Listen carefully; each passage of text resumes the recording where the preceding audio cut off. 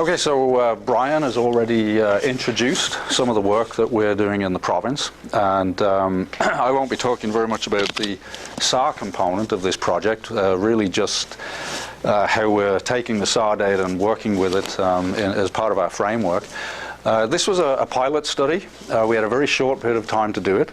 The idea was to take some remote sensing data, water mass inputs, integrate them with LiDAR data, and create a bit of a database that would have the potential for operational implementation. This presentation, I'll just go through a little bit of the context. I think we're all quite familiar with the context now, and we're near the end of the day. A slide on the concept, the methods, results, next steps, so fairly standard routine.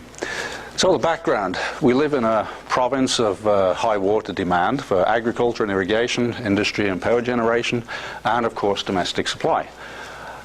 I think most of us would accept that the climate and the hydrology in this region is becoming increasingly stochastic as we progress through time.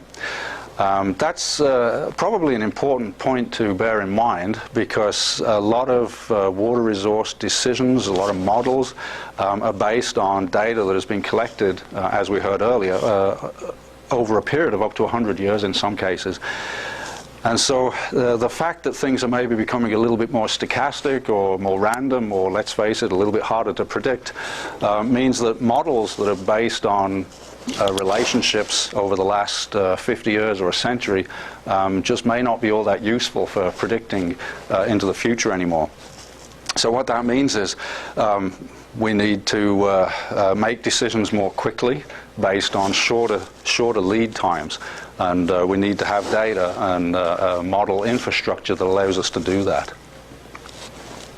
I think as we've observed over the last few years, 1995, 2006, 2013, and even as recently as a couple of weeks ago, we're starting to see flooding as a fairly common occurrence now, and there's no reason to expect that to diminish as we move into the future, so flood risk is certainly an issue.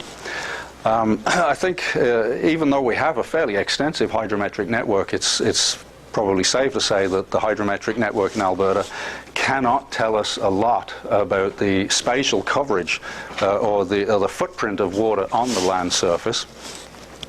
And so there is some need or justification for better temporal mapping of water extent and water levels, and by virtue water volumes on the land surface, to support both water resource management and risk assessment. So the concept here then is probably should be fairly intuitive based on some of the things we've discussed today, is to take remote sensing based water mass information, integrate with high resolution digital terrain data to generate water level and volume maps through time. So some kind of water extent monitoring strategy. And really the important component here is the ability to automate all of this so that it can fit into an operational framework. We know we can do this kind of thing in a research context, but we need to move forwards with turning this into an operational context. And so that was really part of what our study was about, was how do we actually do that, or how can we do that? You have to bear in mind we effectively had 4 months to do this, limited budget, and we had to wait a long time for the data, so we can only get so far into it. So right now we're kind of in the mode of proposing for phase 2 and more towards the how we do the implementation. But we did make a bit of a start in the short term we had. So here's our kind of a workflow. Optical water mass classifications were where we started with our framework, because at the time we didn't have the SAR data. That came a little bit later on.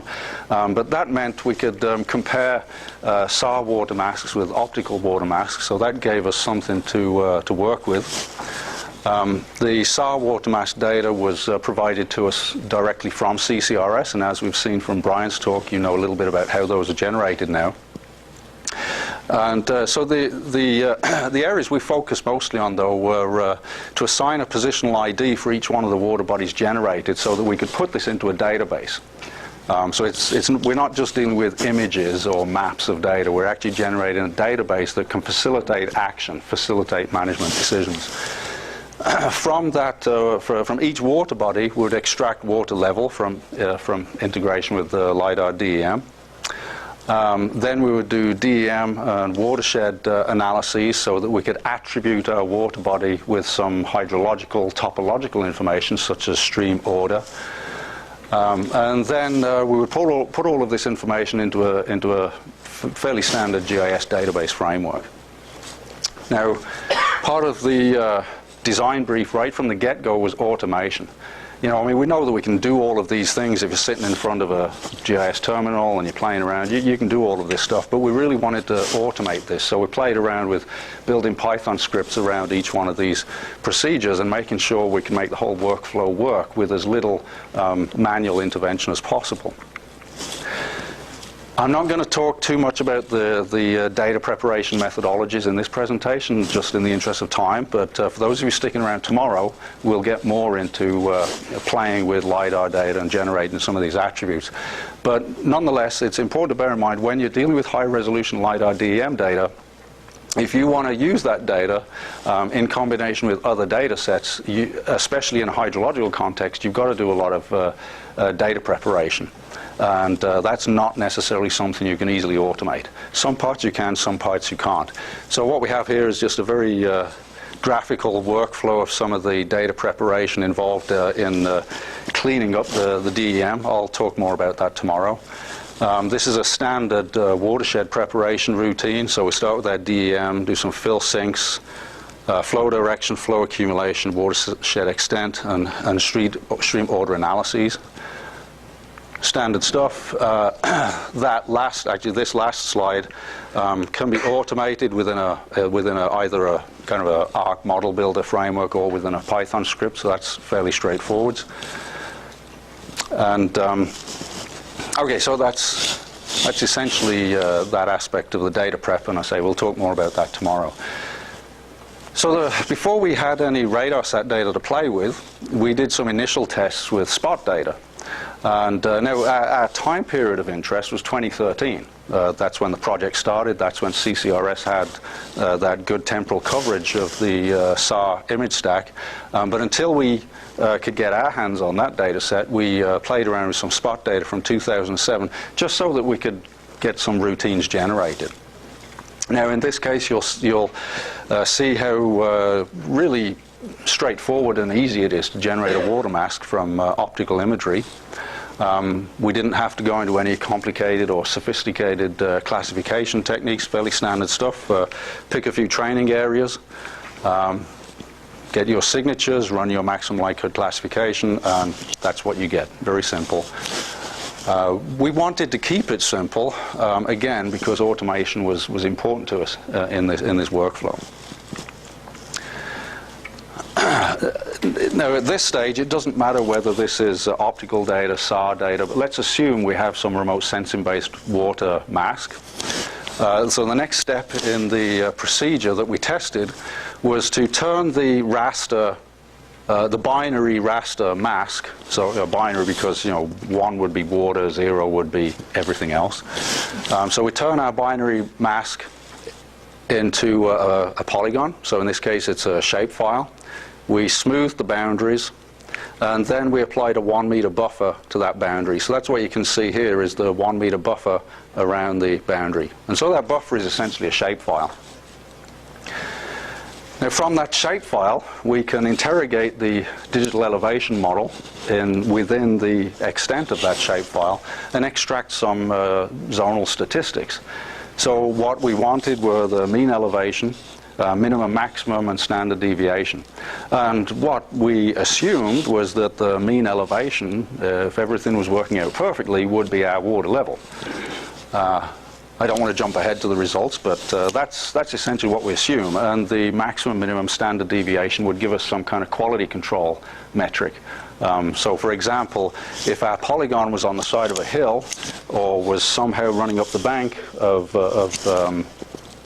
from a lake onto some bankside location, that would come out in the database as a large range between minimum and maximum, and or a large standard deviation. So that range of statistics was a very good index of quality. And what we hoped to end up with was an automated extraction routine that would give us a feature identifier. Now, and the important element here is that that feature identifier would be the same for every water, or for any given water body, it would be the same through time. Now, I'm sure you wouldn't have to think too far about it to imagine that in some locations water bodies split and merge. So the concept of maintaining the feature identifier is not that straightforward. So there's a little bit of sophistication required there to maintain the identity of a water body. We didn't address that in this short-term project, but we know we have some ideas how to address that, and it's primarily related to some of the hydrological, topological attributes, and maybe I'll talk about that in a minute. But anyway, so in this automated extraction, we get the feature ID, which remains the same through time, area, centroid position, and then we have a stream order attribute based on extracting the adjacent or the overlapping stream order information from the watershed with the water body. If there was no overlap, then we would assume that the water body was not, or was above the threshold for stream generation. Therefore, it's in a headwater area and it's probably not highly connected to any other water body. And if it happened to intersect two stream segments, then that means it's a rather large water body that's kind of overspilled its banks maybe, and so in that case we would assign the highest stream order because it's hydrologically well connected. And then of course we would put in the water level statistics. So all of these metrics we were to generate automatically. Okay, so some of the initial results, until we had the SAR data, we played around with RapidEye because through the government of Alberta we were able to obtain a good temporal sequence of RapidEye data. So you can see June 4th through to August 20th, we got 5 images there. We utilized exactly the same simple maximum likelihood classification routine, the same water training areas for the classification. Visually it looks okay, but we didn't have any validation, so we're somewhat limited with how far we could go with kind of rating our success in this pilot study.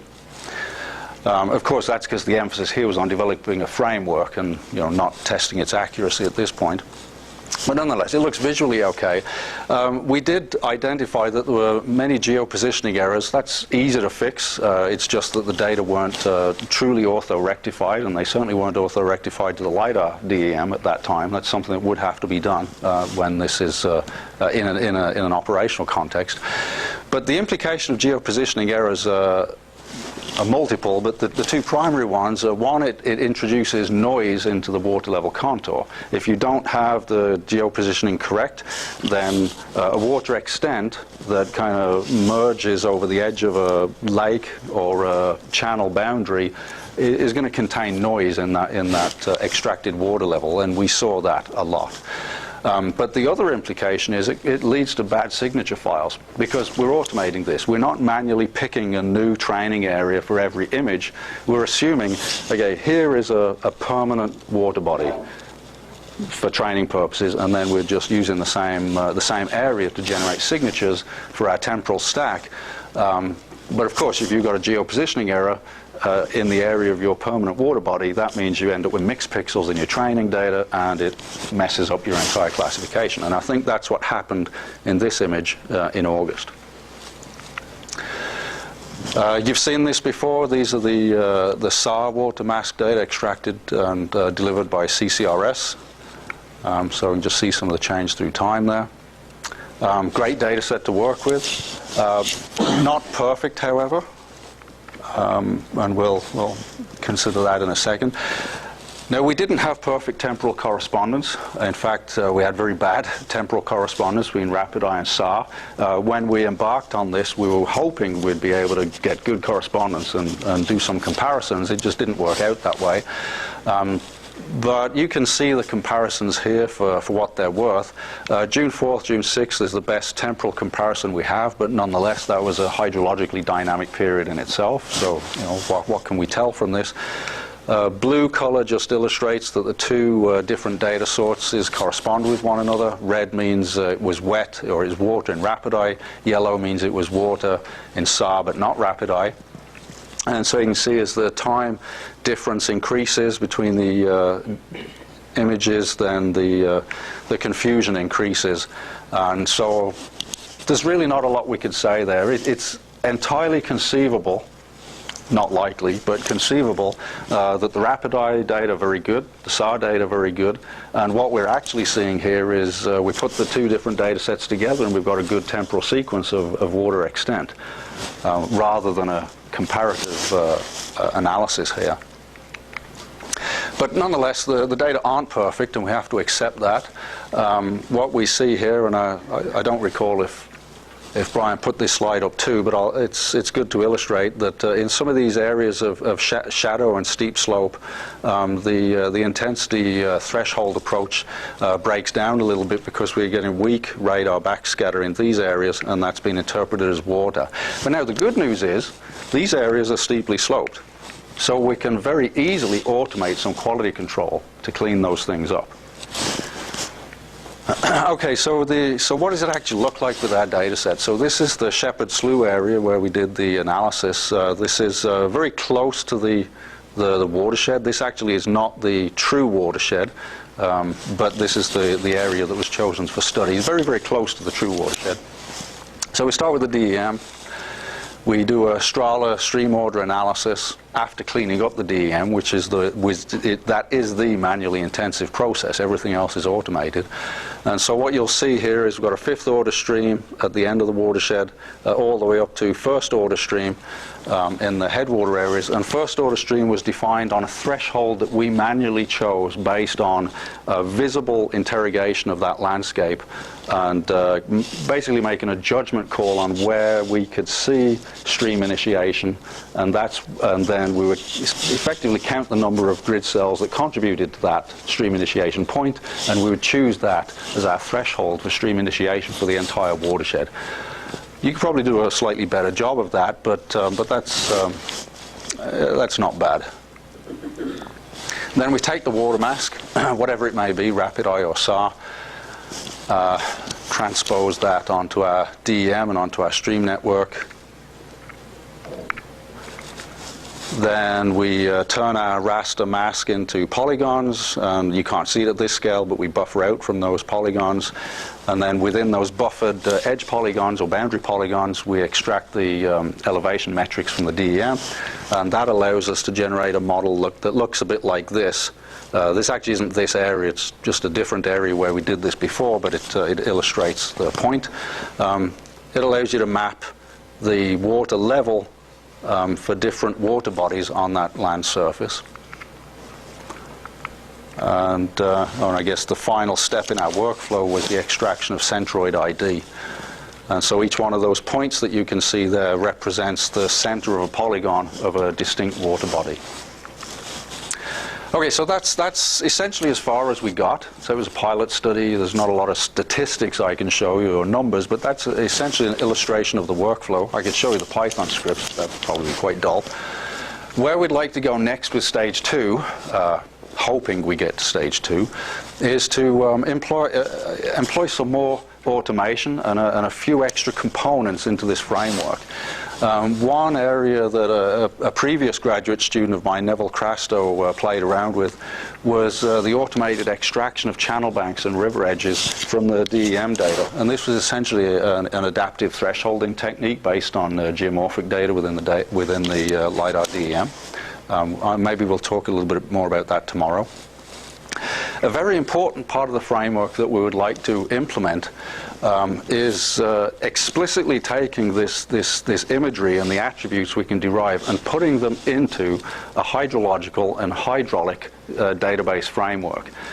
We don't think this is complicated to do at all. There's a lot of analogs that are already out there, and one that I've chosen, for example, here is the HEC, the Hydrology Engineering Center tools developed by the U.S. Army Corps of Engineers in the U.S. And the HEC DSS database something system, forgive me, I forget the exact acronym, but there is this database structure that's set up kind of like this. Here we have a river system, there's our main branch, here's our tributary branch. We have numbers that essentially increase as you go upstream, and then within each one of these river reaches we'll have sections, within a river and a tributary we'll have sections that are bounded by cross-sections, or reaches that are bounded by cross-sections. And each one of these bounded reaches is assigned a unique identifier. Each one of these sections has a cross-section associated with it across the floodplain. And all of these data are contained within a database. A database that describes the river topology, database that describes these cross-sections. And what I think we can do without too much complexity is to introduce the database we've already created for each one of these water bodies into this kind of hydrological database structure. And I really don't think it would be very difficult to do that at all. So now we take our water body database attributes and apply them to this watershed or floodplain hydrology database structure. And the beauty of this is, from the image stack approach, we can now attribute this river reach with water levels, because effectively we would add a cross-section at the upstream end and the downstream end where we can parameterize inflows and outflows to this lake or this water body. But now the remote sensing gives us water level. Now maybe that's not enough to provide absolute input into a hydrological model, but it can constrain a hydrological or a hydraulic flood model. And so that's what we hope, is that we can bring these data streams together into an operational framework. So I guess just kind of as an example, if we had a window in this building and we could look kind of in that direction, what we would see is there's the Old Man River floodplain. We are right now in, I believe, that building, sat right in there somewhere. Here's the Whoop-Up. Here's the railway bridge, and here's the Old Man floodplain. This is a LiDAR point cloud. Now what we can do with the point cloud is we can place cross-sections across there, and we can, in an automated fashion, we can convert this data into a cross-section, which could be essentially the database input here. Now, some of the other inputs that are required in this kind of a database are not just the cross-section, but we also need frictional information for each one of these river reaches. That's one of the parameters, is hydrodynamic friction. Now, it's been shown we can put lots and lots of cross-sections, as many as we want, so we can easily bound our water bodies. But friction, of course, is one of the other attributes that we need to input, and many studies have demonstrated that we can utilize LiDAR data within the floodplain to extract frictional parameters.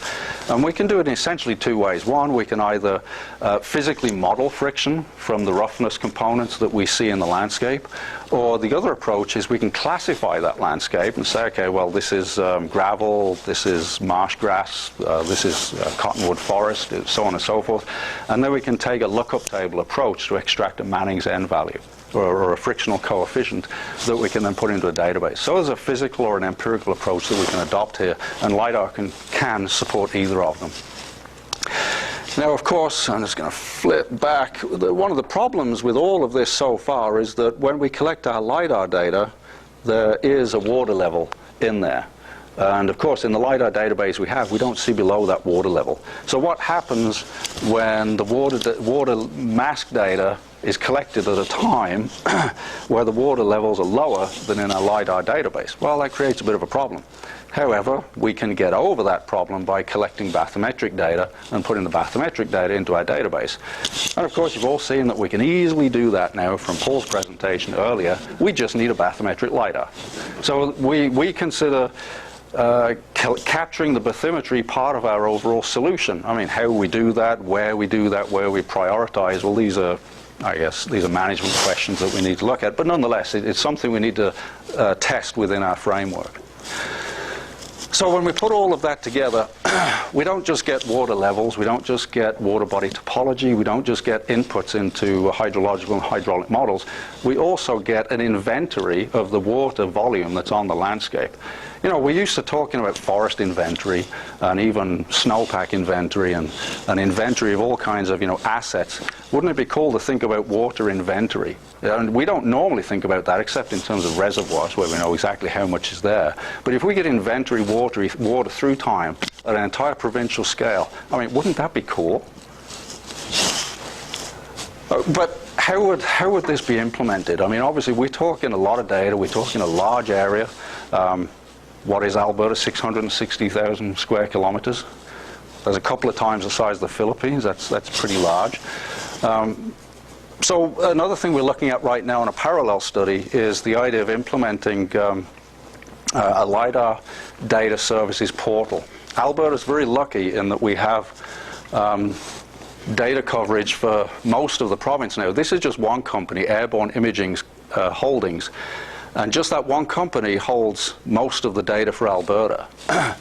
And then from portals such as this one, USGS, actually that's not USGS, sorry, the Open Topography portal, we know that we can provide metadata and spatial indexing of LiDAR data online. And we know that we can grab LiDAR data. We know that we can embed some basic services that a client or an end user can access via the web.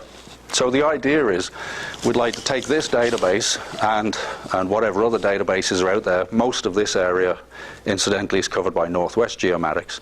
So actually most of Alberta is covered. So the idea is we'd like to develop a data portal where we can take those data and make them accessible, but not just make them accessible, add services. And one of the services I would like to propose is monitoring, is that we actually put the temporal remote sensing data in there as well and follow the kind of routine we've just described and use this platform, this LiDAR database platform, as a basis for a provincial monitoring strategy. And well, we're kind of working on this anyway as a research basis. Whether the government wants to implement that is a very big and open question. But this is something we're looking at right now.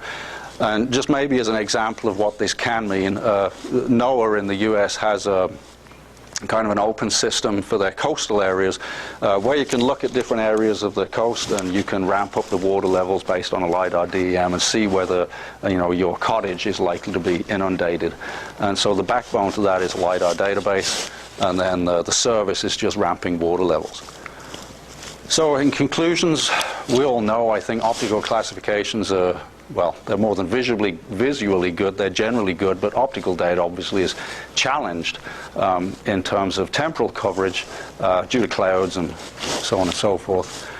SAR is superior, obviously, from the temporal point of view, and so that is the obvious solution from a remote sensing water mass point of view. We've identified, or I think it's well known, that there are some challenges, but integrating with the LiDAR allows some quality control, so that's something we can do in a somewhat automated fashion.